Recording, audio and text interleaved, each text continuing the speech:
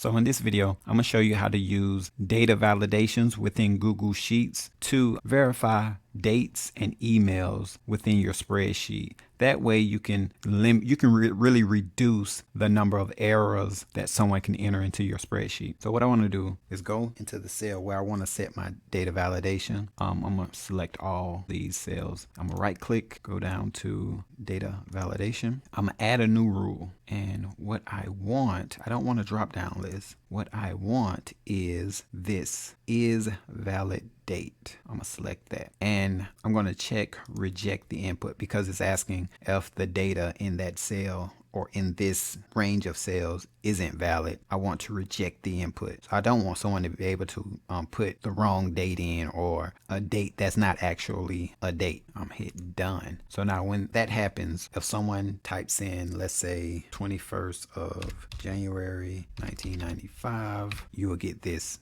error because the format of that date violates our parameters for this cell. But if we were to type in January 1st, 2025, it'll let us put that in because it's a valid date. Now let's do email. And I want to add a data validation for the email. So I'm gonna select this range of cells, right click, go to data validation. I'm gonna add a new rule. And what I want is to verify the email. I want the text is a valid email. I'm gonna select this option. And what that does is it's gonna verify that the formatting of the email that someone puts in here is an actual email format. Here, I'm gonna select the reject the input if the data they put in isn't entered correctly for an email. Click done. So now if I come here and I type in an email,